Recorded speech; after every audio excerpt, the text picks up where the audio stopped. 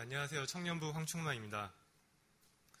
간증을 시작하도록 하겠습니다. 제가 대학교 4학년이었던 2012년 말에 취직을 하게 되었습니다. 그리고 제가 다닐 회사에서 2년 동안 장학금과 생활비를 지원해 주어 대학원을 다닐 수 있었습니다. 대학원에서 더 공부하고 싶었지만 집안 형편이 넉넉하지 못해 대학원 가는 것을 포기했어야 했던 저에게 정말 좋은 조건이었습니다. 그러나 저에게는 몇 가지 어려움이 있었습니다. 대학원 연구실에서는 팀이 나눠져 있습니다. 그런데 제가 소속되어 있던 팀의 사람들은 모두 술과 담배를 좋아했습니다. 술과 담배를 하지 않는 저와 팀원들 사이에는 보이지 않는 선이 그어져 있었습니다. 그들이 담배를 피러 나가고 저녁에 술을 마시러 갈수록 저는 소외되는 것 같았습니다. 게다가 제 직속 선배였던 박사과정 형은 이런 저를 마음에 들어 하지 않았습니다. 팀원들과 대부분의 시간을 보내야 했기에 고독감이 밀려올 때가 많았고 똑같이 미워하는 마음을 가질 때가 많았습니다. 그렇게 고독감이 가득했던 때에 눈에 띄는 글귀가 있었습니다. 고독하면 그분을 더 찾는다. A.W. 토저 목사님 말씀하신 건데 그 순간 하나님께서 제가 더욱 그분의 얼굴을 바라보게 하기 위해 어떤 고독한 상황 속으로 이러한 고독한 상황 속으로 인도하신 게 아닌가 하는 생각이 들었습니다. 그리고 분노와 죄책감이 가득했던 저에게 하나님의 위로가 임했습니다. 대학원 다니면서 건강에도 문제가 있었습니다. 제가 병역 특례로 공장에서 고된 일을 하면서 체중이 급격하게 줄었던 적이 있습니다. 그 후 너무 마른 모습이 싫어 오랜 기간 동안 무리하게 과식을 하였습니다. 결과적으로 위장이 안 좋아졌었는데 대학원에서 연구실 사람들과 밥을 먹으면서 빨리 먹게 되는 바람에 더 심해졌습니다. 소화가 잘 되지 않아 자주 체했고 먹는 것을 잘 먹지 못해 기력이 없는 날이 많았습니다. 이대로는 안 되겠다는 생각이 들어서 한의원도 다니고 먹는 것도 조절하고 운동도 꾸준히 하였습니다. 그리고 날마다 하나님께 기도하게 되었습니다. 원래 일주일에 3일 정도 기도했었지만 몸이 아프고 나니 단 하루도 기도하지 않을 수 없었습니다. 시간이 흘러 하나님의 은혜로 점차 건강을 회복하게 되었고 체중도 다시 늘게 되었습니다. 건강이 나빠지면서 내가 아무리 많은 것을 가져도 건강을 잃으면 아무 소용없겠다는 생각이 들었습니다. 그런데 건강보다 무엇보다도 중요한 주님이 제게 없으면 많은 것을 가져도 아무것도 아니라는 것을 겸손한 마음으로 배우게 되었습니다. 한 번은 연구과제를 진행한 것이 있었습니다. 교수님께서 제 연구과제에 대해 인정해 주시면서 해외 학회에 논문을 내라고 하셨습니다. 그 학회에서 저희 교수님이 권위 있으신 분이셔서 교수님이 오케이 하시며 SCI에 등재되어 있는 저널에 논문을 투고할 수 있는 거였습니다. SCI에 등재되어 있는 저널이면 국내에서뿐만 아니라 해외에서도 인정받는 학술지입니다. 그래서 해외 학회도 다녀오고 해외에서도 인정해주는 저널에 논문을 투고하기 위해 자취방에서는 잠만 자다시피 하며 정말 열심히 연구를 진행하였습니다. 초안이나 논문을 제출해야 하는 기한이 임박해 시간이 모자랐을 때는 주일에 안산으로 오지 않고 학교 근처 친구가 다니는 교회에서 주일 예배만 드리고 다시 연구실로 향하였습니다. 연구하는데 많은 시행착오와 어려움이 있었지만 지속적인 노력 끝에 결과를 낼 수 있었고 논문을 제출하기만 하면 되었습니다. 그런데 제가 기다렸던 해외 학회는 열리지 않았습니다. 믿을 수 없어 학회를 주최하는 곳에 이메일을 보냈지만 돌아온 답변은 2년 뒤에 열린다는 것이었습니다. 2년 뒤면 전 대학원을 이미 졸업한 이유였습니다. 서둘러 다른 학회도 찾아보았지만 제 연구과제와 관련된 학회는 모두 마감되어 있었습니다. 수개월간 열심히 달려왔던 만큼 매우 허탈했습니다. 하나님의 능력을 의지하기보다 제 능력을 의지한 결과를 생각합니다. 세상적인 업적과 성공에 초점을 두고 열심히 살아가라고 이런 환경과 여건들을 허락하신 게 아니셨을 텐데 저는 눈앞에 보이는 좋은 것들만 쫓아다녔습니다. 하나님께서 저를 사랑하셨기에 그 길을 막으시고 제가 쌓아왔던 것을 포기하게 하셨습니다. 만약 제가 연구실 팀 내에서 사람들과의 관계가 좋았고 제 건강에 아무런 문제가 없었으며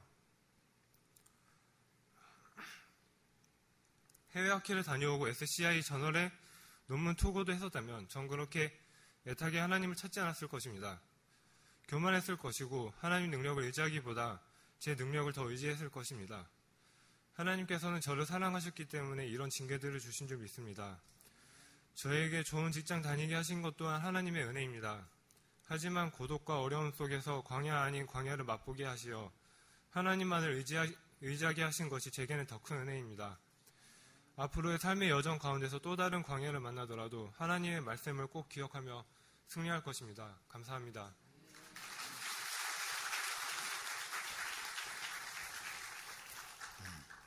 감사합니다. 총각입니다. 총각. 얼마나 믿음이 좋은지. 자기 동생이 또 대학원 다니면서 또 서울에 이제 취직을 했는데 잘 안 내려오잖아요. 예배 드리러. 얼마나 안타까워하면서 너 제발 좀 교회 좀 제대로 나와라 이렇게 권면하고 얼마나 믿음이 좋은지 모르겠습니다. 감사합니다. 기도하겠습니다. 하나님 아버지 감사합니다. 아름다운 간정 하나님의 살아계시고 또 하나님이 사랑하시는 간정을 드리게 하시고 아름다운 찬양 감사의 찬양 고백으로 드리게 하심을 감사합니다. 우리 대원들 한 분 한 분과 또 간정한 사랑하는 청년들과 우리 모두가 하나님의 살아계심을 날마다 인정하고 또 고백하며 선포하며 나갈 수 있도록 도와주옵소서.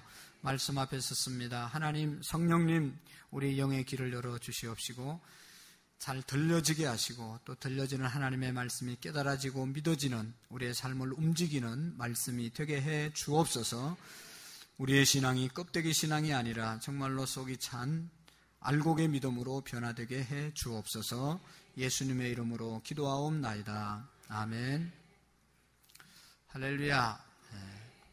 우리나라의 그 선교단체 중에 두란노 선교단체가 있죠. 거기에서 하는 많은 사역들이 있는데 그 중에 하나가 아버지 학교, 어머니 학교를 하고 있습니다.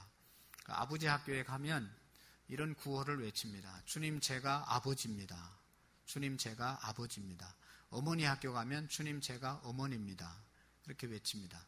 또 교사대학 하는 데 가보면 주님 제가 교사입니다. 주님 제가 교사입니다. 그렇게 외치도록 합니다. 그 이유가 뭘까요? 내가 아버지됨에 정체성을 갖고 살아야 된다는 것이겠죠. 어머니로서의 분명한 정체감을 갖고 어머니로서의 삶을 살아야 되는 것이죠.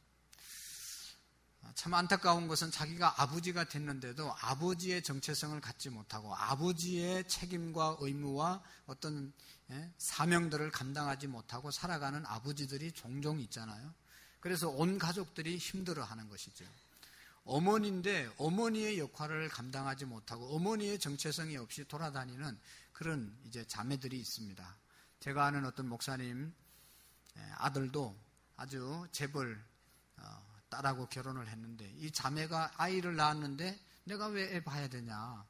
왜 나만 애 키워야 되냐? 그러면서 애 놓고 그냥 울든지 말든지 자기 뭐 쇼핑하러 다니고 친구들 만나러 다니고 그래가지고 얼마나 참고 기다리고 기도하다가 결국은 이혼한 가정도 있습니다.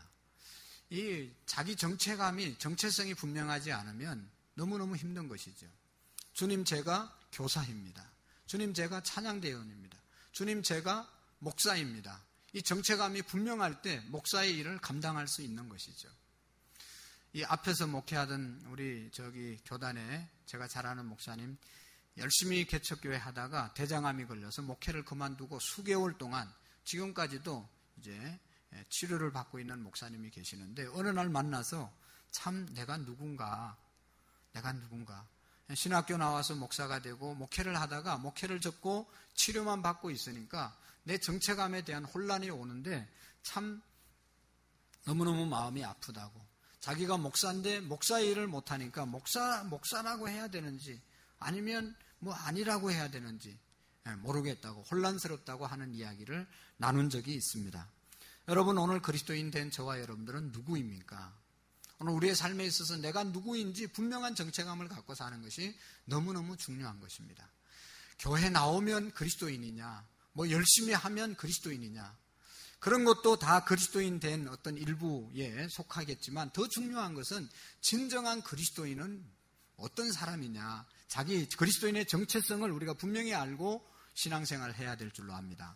오늘 사도 베드로는 우리에게 4가지로 진정한 그리스도인은 어떤 사람인가를 그리스도인의 정체성에 대해서 말씀하고 있습니다. 그 첫 번째가 뭐예요? 하나님께서 우리를 택한 족속이라는 것입니다. 그리스도인은 하나님이 선택한 족속들이다. 할렐루야. 오늘 저와 여러분들은 하나님이 선택해서 이 자리로 불러주신 족속들입니다.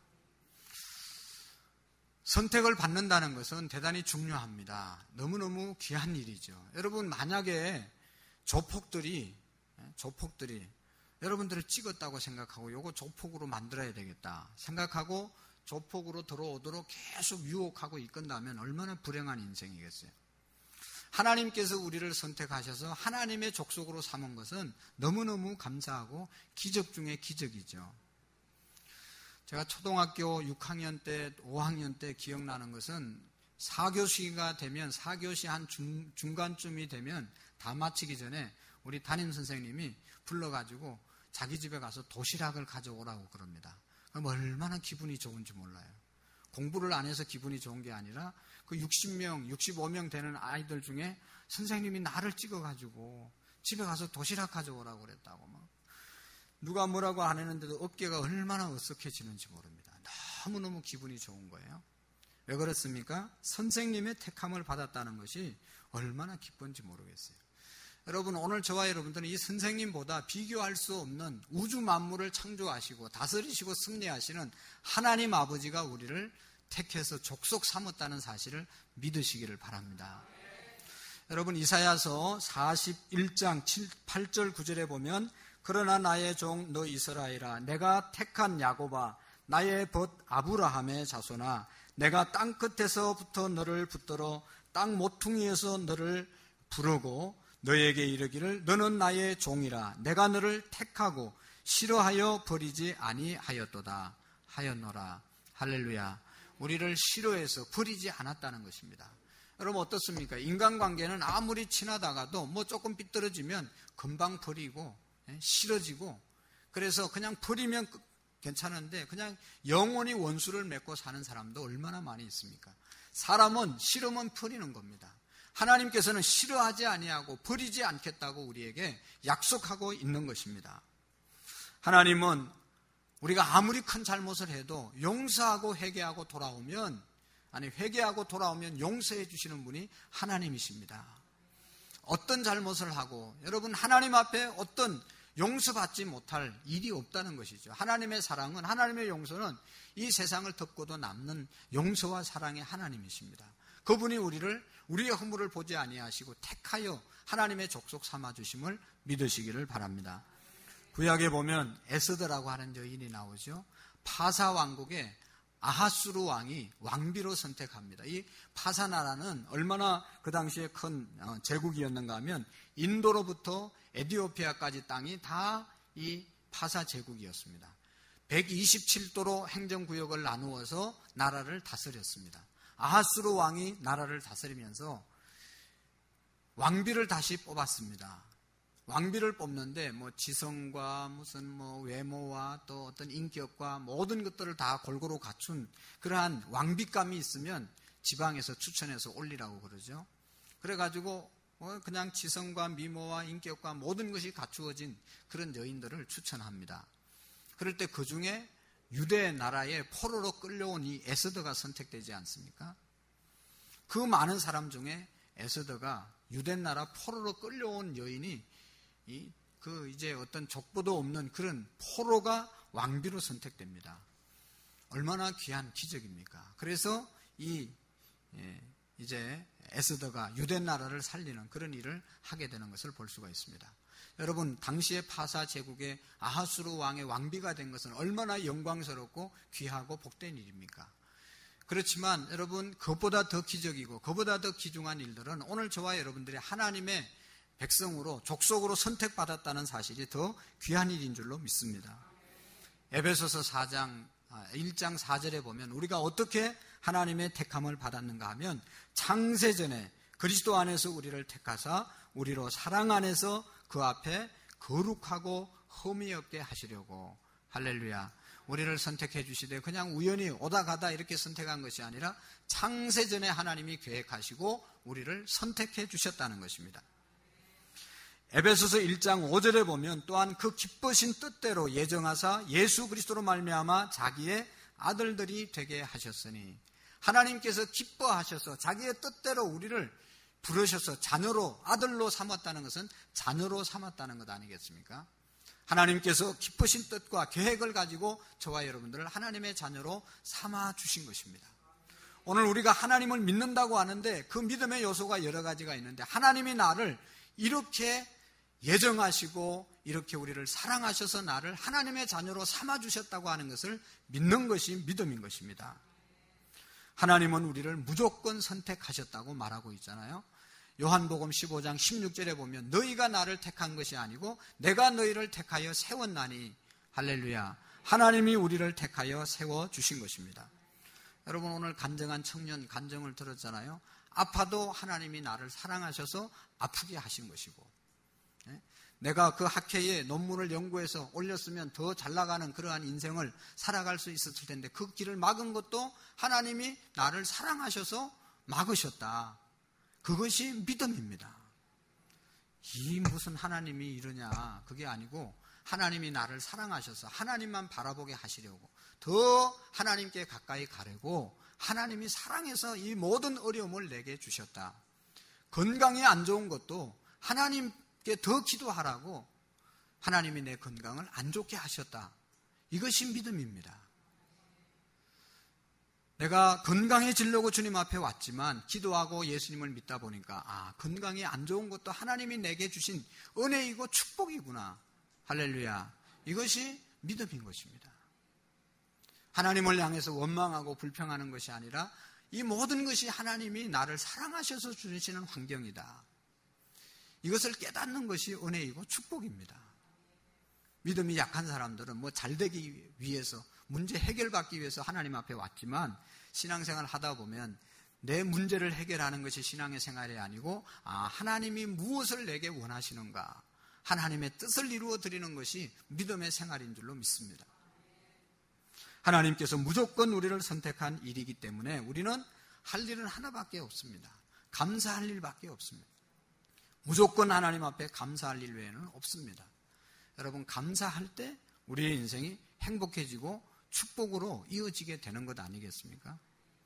어제 어떤 두 분 여집사님을 만났는데 수십 년 전에 만났던 분인데 이제 감사를 깨닫게 되었습니다. 그때 잘 나갈 때는 날마다 더 잘 나가려고 애쓰고 노력하다 지금 아무것도 없이 이제 내려놓고 직장생활을 하니까 돌아보니까 지금이 제일 감사하고 모든 것이 지나온 것이 하나님의 은혜였고 감사였습니다. 그때 깨달았으면 더 행복하게 살았을 텐데 지금 우리가 깨달으면 더 행복한 인생 살 줄로 믿습니다. 우리가 하나님의 택함 받은 것 때문에 오늘도 감사하고 내일도 감사하고 영원토록 우리의 생애가 감사할 수 있기를 바랍니다. 두 번째로 하나님께서 우리를 뭐라고 말씀합니까? 너희는 왕같은 제사장이다. 할렐루야. 우리는 제사장, 그냥 제사장이 아니라 왕같은 제사장입니다. 여러분 하나님께서 우리를 제사장이라고 말씀하고 있습니다. 제사장의 역할은 뭐예요? 옛날에 구약시대에 하나님께 온 백성들이 나갈 수가 없고 제사장이 제사를 백성들의 죄를 갖고 짐승을 죽여서 짐승의 피를 갖고 하나님 앞에 나갈 수 있게 하는 분이 바로 제사장입니다. 하나님과 백성 사이에 중보자가 제사장이죠. 오늘 우리는 이제는 제사장이 필요 없습니다. 예수 그리스도께서 십자가에서 피 흘려 돌아가실 때 다 이루었다 말할 때 성소의 휘장이 찢어지고 성전 안에 누구든지 들어오게 만들게 되어진 것이죠. 이 성소 안에는 구약시대에는 제사장밖에 못 들어왔잖아요. 이 성전 안에 들어오면 휘장이 가려져 있어서 여기는 지성소, 여기는 성소. 그래가지고 이 지성소 안에는 1년에 한 번 대제사장이 속죄일날 한 번만 들어올 수 있는 곳이었습니다. 왜냐하면 왜 아무나 못 들어왔는가 하면 이 성막 안에는 하나님이 함께 계시고 하나님의 임재가 언제나 함께 있기 때문에 죄 지은 사람이 이곳에 오면 거룩한 하나님 앞에서 설 수 없기 때문에 그 자리에서 죽는 겁니다. 그래서 1년에 한 번 대제사장이 들어올 때도 발에다가 방울을 달고 이렇게 들어오는 겁니다. 그리고 온 백성들은 다 바깥에서 기다리는 겁니다. 왜냐하면 이 제사장이 제사를 무사히 드리고 나올 수 있는가를 조용히 기다리는 거예요. 왜냐하면 죄 있는 그리고 죄가 용서함을 받지 못한 대제사장이 들어왔다가는 그 자리에서 직사하는 일들이 있었기 때문입니다. 오늘 우리 예수님께서 우리의 양이 되셔서 십자가에서 속죄의 피를 흘리시고 난 다음에 우리 모두가 자유롭게 다 이곳에 나와서 제사장의 역할을 하는 것 아니겠습니까? 하나님 앞에 마음껏 나올 수 있고 하나님 앞에 마음껏 기도할 수 있고 하나님을 찬양할 수 있는 그러한 사람들로 우리가 세워지게 된 것입니다. 이것이 여러분 하나님의 큰 축복입니다. 옛날에는 이 시간 지금 이제 제사를 드리면 제사장만 들어오고 나머지는 다 떨어서 기다려야 되는 거예요. 그런데 예수님의 은혜로 우리가 이 자리에 와서 너나 할 것 없이 다 하나님 앞에 예수님의 이름으로 나가지 않습니까? 제사장이 된 것입니다. 히브리서 10장 19절에 보면 그러므로 형제들아 우리가 예수의 피를 힘입어 성소에 들어갈 담력을 얻었나니 예수님의 피 때문에 성소에 이 자리에 나와서 예배를 드릴 수 있는 은혜를 입게 된 것입니다. 히브리서 13장 15절에 보면 그러므로 우리는 예수로 말미암아 항상 찬미의 제사를 하나님께 드리자. 이는 그 이름을 정언하는 입술의 열매니라. 할렐루야. 예수님 때문에 이 자리에 우리가 예배 드리는 하나님의 백성 되었기 때문에 우리 입술은 어떻게 하라고요? 찬양의 입술. 할렐루야. 찬양의 입술로 우리가 세워져야 되고 하나님 앞에 날마다 예배하는 자들로 우리가 세워져야 되는 것입니다. 여러분 이제 제사장 되었기 때문에 우리가 올바른 예배를 하나님께 드려야 되는 것입니다. 로마서 12장 1절의 말씀에 보면 그러므로 형제들아 내가 하나님의 모든 자비하심으로 너희를 권하노니 너희 몸을 하나님이 기뻐하시는 산 제물로 드리라. 이는 너희가 드릴 영적 예배니라. 우리 모두는 이제 제사장이 되어서 제가 예배를 인도하는 것처럼 우리 모두가 어느 곳에서든지 예배자로 살아야 되는 것입니다. 가정 안에서도 하나님을 예배하는 자로 살아야 되고 우리의 사업장에서도 하나님을 예배하는 자들로 구별된 삶을 살아서 주변의 모든 사람들로 하여금 예배자로 살 수 있도록 인도해야 되는 것이고 직장 생활을 하더라도 우리가 직장 가운데서 예배자로 하나님의 산 제물로 우리가 드려짐으로 그 사람들로 하여금 하나님을 알게 하는 삶을 살아야 되는 것입니다. 제사장으로 우리가 부름을 받았는데요. 더 중요한 것은 왕같은 제사장이라고 말씀했습니다. 왕같은 제사장. 왕의 특징은 뭡니까? 왕은 명령하고 다스리고 통치하고 지시하는 사람이 왕입니다. 왕이 백성들에게 어떻게 했으면 좋겠습니까? 이렇게 하려고 하는데 괜찮겠습니까? 그런 왕은 없습니다. 그냥 딱 결정하고 이렇게 하라, 이렇게 해야 된다, 선포하고 명령하는 다스리는 사람이 왕이죠. 여러분 우리는 왕같은 제사장들입니다. 할렐루야. 하나님이 우리에게 왕같은 제사장의 권세를 주셨습니다. 그런 거로 우리는 선포하면서 누리면서 살아야 됩니다. 마귀에게 질질 끌려가는 것이 아니라 염려와 근심과 걱정과 고통과 가난과 저주와 무슨 질병이 있으면 거기에 짓눌려서 살아가는 것이 아니라 그 좋지 않는 요소를 예수님의 이름으로 왕같은 제사장으로 선포하고 명령하며 살아야 되는 것입니다. 자녀들이 힘들게 하고 자식들이 속썩이면 더 이상 속썩이지 못하도록 예수님의 이름으로 선포하면서 걱정하지 말고 염려하지 말고 우리가 살아야 될 사람들이 저와 여러분들인 겁니다. 흑암의 권세를 우리가 명령해야 됩니다. 내가 예수의 이름으로 명하노니 흑암의 권세는 떠나가라. 좋지 않는 우리를 힘들게 하는 모든 것들을 여러분 예수님의 이름으로 명령할 수 있는 왕같은 제사장의 권세를 저와 여러분들에게 하나님이 주신 것입니다. 예수님 믿는 사람과 안 믿는 사람이 무엇이 달라야 되겠습니까? 선포할 수 있는 그 제사장의 권세를 우리가 왕같은 제사장의 권세를 활용하면서 살아야 되는 것입니다. 세상 사람들은 아프면 계속 아파서 그냥 약만 의지하고 그렇게 살지만 우리는 약만 의지하는 것이 아니라 치료도 받지만 예수님의 이름으로 왕같은 그러한 제사장으로서 예수님의 이름으로 명령하고 선포할 수 있는 권세가 우리에게 있음을 믿으시기를 바랍니다. 오늘 예수님을 믿는 순간 우리의 신분이 바뀌어졌다는 사실을 믿으셔야 됩니다. 내가 예수님 오래 믿고 뭘 많이 알고 그래서 신분이 변화되는 것이 아니라 예수님을 영접하는 순간 하나님의 자녀가 되는 권세를 주셨습니다. 이 신분의 변화가 일어났다는 것을 기억하시고 이제는 더 이상 우리가 패배자로 사는 것이 아니라 더 이상 실패자로 사는 것이 아니라 더 이상 나약한 자로 사는 것이 아니라 이 세상의 흑암의 권세에 대해서 노예로 사는 것이 아니라 왕같은 제사장이 되었다는 사실을 믿으시고 선포하며 살아가는 저와 여러분들이 되기를 원합니다. 우리나라의 초대교회에 이기풍 목사님이 있었습니다. 1907년도에 안수를 받고 7명의 안수를 받았는데 그때 안수를 받았습니다. 이 사람은 본래 평양에서 아주 깡패로 유명했습니다. 그 당시에 선교사로 왔던 마페 선교사를 돌로 때려가지고 턱을 다 이렇게 망가지게 했던 사람이 이 사람인데, 원산에 가서 집회하는데 은혜를 받고 신학을 하게 되고 최초의 목사가 되었습니다. 우리나라 최초의 목사가 되었습니다. 그래서 너무나 하나님의 은혜가 커서 나는 그냥 이 평양에서 선교 활동하고 이렇게 하나님을 섬길 것이 아니라 해외로 나가서 섬겨야 되겠다. 왜냐하면 받은 은혜가 너무 크기 때문에. 당시의 해외는 제주도를 해외로 생각했습니다. 그래서 제주도에 최초로 이제 선교하러 갔습니다. 우리가 아는 것처럼 제주도는 또 섬은 얼마나 미신이 강합니까? 뱀을 신으로 섬기고 막 그런 지역이 아닙니까? 그런데 열심히 전도해도 하나도 전도가 되어지지 않는데 어느 날 청년이 귀신이 들려가지고 힘이 얼마나 센지 군대 귀신이 들어가가지고 제어할 수 있는 사람이 아무도 없습니다.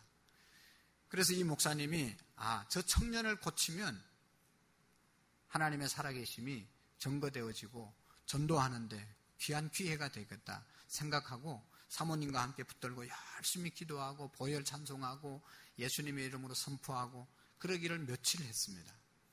근데 어느 날은 그냥 그렇게 힘이 센 사람이 장정이 여러 분 잡아도 그냥 다 뿌리치고 다니는 사람이 그냥 힘없이 주저앉아 있는 겁니다.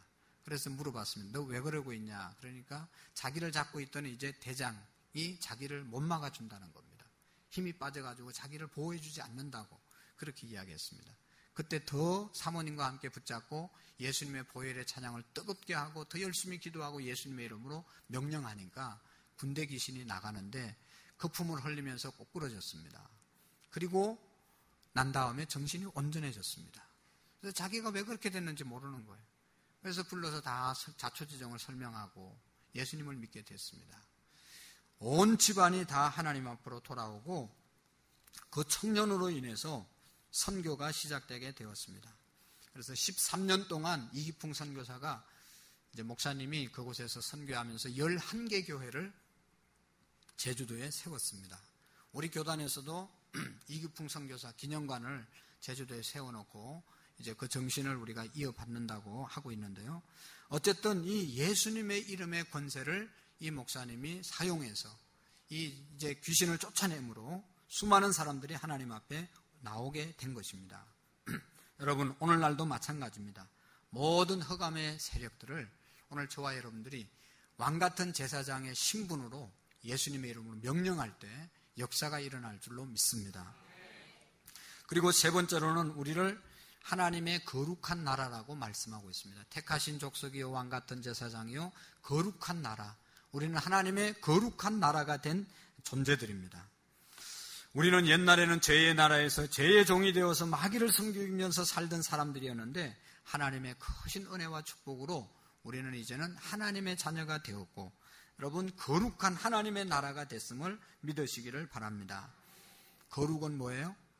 뜻이 뭡니까? 분리되었다. 분리된 자들이 거룩입니다. 거룩한 자들은 분리된 삶을 사는 사람들입니다. 죄와 분리된 사람, 또 옛사람과 분리된 삶을 사는 사람, 하나님의 뜻과 잘못된 것과 분리된 삶을 사는 것이 바로 거룩인 것입니다. 오늘 저와 여러분들이 예수님을 믿고 난 다음에 알게 모르게 많이 달라지지 않습니까? 또 달라져야 되는 것이죠. 어제보다 오늘이 낫고 오늘보다 내일이 나아져야 되고 금년보다 내년이 더 나아져야 그것이 분리되는 삶을 사는 것 아니겠습니까? 10년 예수 믿을 때나 20년 예수님 믿을 때나 30년 믿을 때나 날마다 똑같으면 여러분 자식을 우리 아이를 낳았는데 이게 지난주도 똑같고 1년이 지내도 똑같고 이게 5년이 지내도 똑같으면 이게 부모님에게 얼마나 근심거리가 되겠어요. 자라야 되는 것입니다. 달라져야 되는 것입니다. 구별되어져야 되는 것입니다. 옛날에는 예수님 믿지 않을 때는 적당하게 거짓말하고 적당하게 사기치고 적당하게 죄짓고 적당하게 타협하고 적당주의로 살았다고 하면 이제는 예수님 믿고 난 다음에 여러분 적당하게 거짓말하는 것이 아니라 덕을 세우는 말을 해야 되고 분노하고 원망하고 미움은 감정이 아니라 사랑하고 용서하는 감정으로 바뀌어지고 구별된 삶을 살아야 될 줄로 믿습니다. 베드로전서 1장 15절에 보면 주님이 우리에게 말씀하셨습니다. 오직 너희를 부르신 거룩한 자처럼 너희도 모든 행실에 거룩한 자가 되라. 할렐루야. 거룩한 자가 되라고 말씀하고 있습니다. 여러분, 이사야는 하나님을 봤을 때 이렇게 이야기합니다. 서로 불러 이르되 거룩하다 거룩하다 거룩하다 만군의 여호와여 그의 영광이 온 땅에 충만하도다. 성전 안에서 하나님 만났을 때 하나님이 너무너무 거룩했습니다. 그래서 자기 입술이 부정한 것을, 자기가 죄인인 것을 깨닫게 되었고 나는 망하게 되었도다, 죽게 되었도다 라고 고백하는 것을 볼 수가 있습니다. 하나님의 임재 앞에서 우리의 죄를 발견하게 되는 것입니다. 하나님의 거룩한 임재가 오늘 저와 여러분들에게 이 자리에 있기를 축원합니다. 여러분, 미국의 차세대 아주 유명한 목사님이 계시는데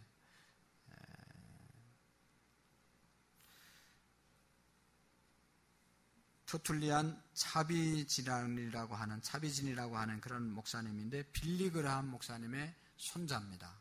빌리 그라함 목사님은 세계적인 전도, 세계에서 가장 많이 복음을 전가하고 회심을 많이 시킨 사람 중에 한 분입니다. 손자니까 아버지도 목사고 집안이 다 목사 내지는 다 크리스찬 집안입니다.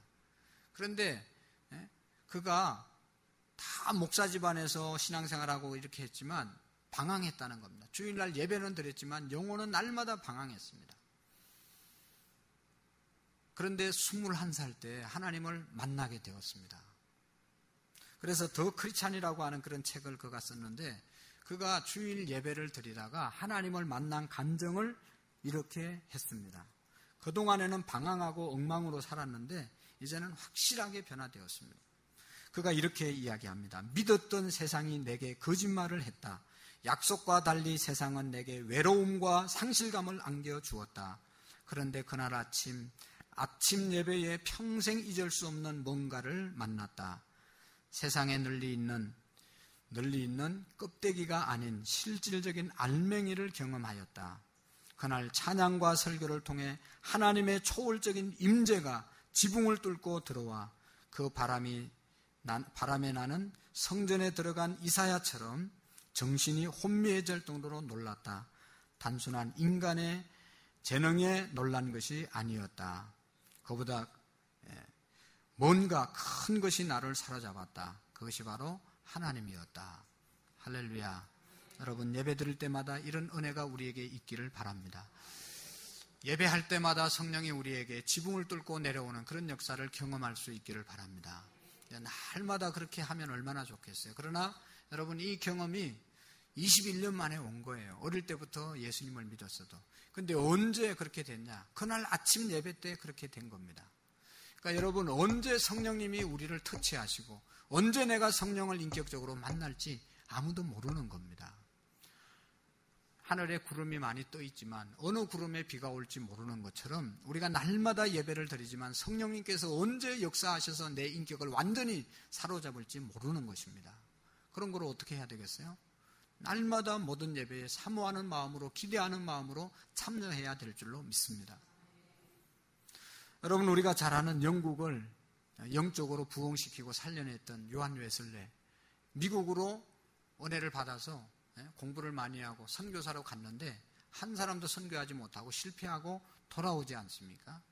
돌아와서 몇몇 사람, 열 몇 명 모여있는 수요 예배, 기도회에 참여했다가 그 모라비안 사람들이 모여서 찬송하고 기도하고 막 예배 드리는데 그곳에서 8시 45분에 성령의 체험을 하고 영국을 살려내는 그런 일을 하게 됩니다.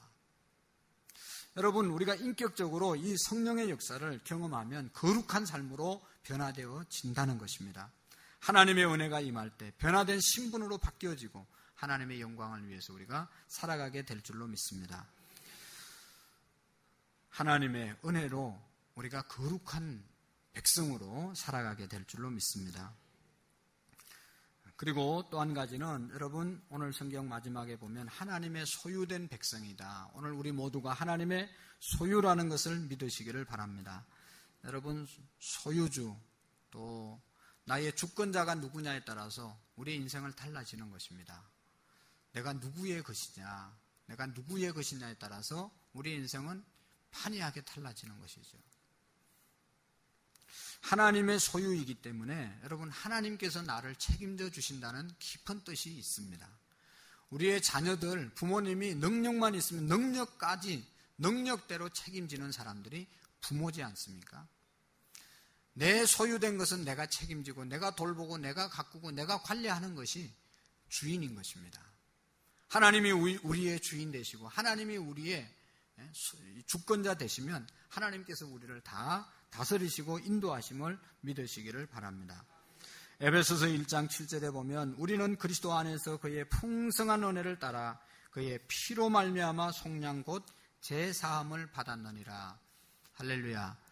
우리가 하나님의 소유되는 것은 그냥 공짜로 된 것이 아니고 속량했다.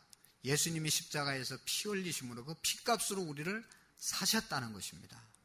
우리가 세상의 죄악 가운데 있는 죄의 종에 있던 사람을 예수님이 피 흘려서 그 피값으로 우리를 사셔서 하나님의 소유로 만들어준 존재입니다. 그러니까 우리는 너무너무 값진 존재이라는 것을 한시도 잊어서는 안 됩니다. 많고 많은 사람들 가운데 70억이 넘는 인구 가운데 하나님이 나를 사랑하셔서 하나님의 자녀로 나를 불러주셔서 하나님의 소유되게 만들어 주신 것입니다. 야곱아 너를 창조하신 여호와께서 지금 말씀하시느니라. 이스라엘아 너를 지으시니가 말씀하시느니라. 너는 두려워하지 말라. 내가 너를 구속하였고 내가 너를 지명하여 불렀나니 너는 내 것이니라. 할렐루야. 우리는 하나님의 소유입니다. 하나님의 것입니다. 얼마나 감사하고 축복된 일입니까? 그러므로 일생을 우리가 다 살 때까지 절대로 주님의 품을 떠나지 마시고 하나님의 보호하심과 인도하심을 붙드는 저와 여러분들이 되시기를 축원합니다. 찬송가 88장 2절에 보면 온 세상 날 버려도 주 예수 안 버려. 할렐루야. 주님은 우리를 버리지 않습니다. 이것이 주님의 사랑입니다. 이제는 우리가 우리 것이 아니라 하나님의 소유이기 때문에 우리의 삶을 우리가 마음대로 할 수가 없는 겁니다. 소유주가 내가 아닌데 내 인생의 내 인생이 내 것이 아닙니다. 내 주인은 따로 있습니다. 하나님의 것입니다. 그런 거로 우리가 하나님의 뜻대로 살아야 되고 우리의 생명과 우리의 건강과 우리의 삶을 함부로 살 수 없는 것은 내가 내 인생의 주인이 아니고 내 인생의 주권자는 다른 분이 하나님이기 때문에 우리는 하나님의 뜻대로 살아야 되는 것이죠. 여러분, 종의 팔자는 주인에게 달려 있는 것이죠. 종은 주인 잘만 내면 여러분 편안한 겁니다. 할렐루야. 근데 주인을 잘못 만나면 아주 고생을 많이 하죠. 속된 말로 개고생한다고 그러잖아요. 개를 주인으로 만나면 완전히 개고생하는 겁니다. 그러나 여러분, 하나님이 우리의 주인 되시기 때문에 얼마나 편안하고 하나님이 책임져 주시고 하나님이 우리의 주권자 되어 주시기 때문에 모든 것을 맡기며 살아갈 수 있는 것입니다. 다윗의 고백처럼 주의 막대기가 우리를 안위하시나이다. 지팡이와 막대기가 우리를 안전한 곳으로 인도해 주실 줄로 믿습니다. 주님이 나와 함께 하십니다. 사랑하는 성도 여러분, 내가 누굽니까? 오늘 저와 여러분들이 누구이십니까? 하나님께서 택한 사람이고 하나님의 거룩한 백성이고 하나님의 소유된 백성이고 하나님의 거룩한 나라임을 우리가 기억하고 정말로 자부심과 긍지와 감사함으로 살아가는 우리의 생애가 되시기를 축원합니다. 하나님 아버지 감사합니다. 수많은 사람들 가운데 70억이 넘는 인구 가운데 우리를 하나님의 자녀로 불러주시고 은혜를 주심을 감사합니다. 이 기적보다 더 큰 기적은 없고 이 축복보다 더 큰 축복을 없음을 우리가 고백하게 하시고 감사함으로 당당함으로 기쁨으로 살아갈 수 있도록 은혜 위에 은혜를 베풀어 주옵소서. 하나님, 힘든 일들이 있습니까? 하나님께 맡기고 하나님을 의지하고 역사를 이루어 가시는 하나님께 맡길 수 있는 믿음을 허락해 주옵소서. 한시도 잊지 않고 버리지 하시는 하나님을 우리도 의지하고 주님을 예배하는 삶을 잘 살아갈 수 있도록 도와 주옵소서. 예수님 이름으로 감사하며 기도하옵나이다. 아멘.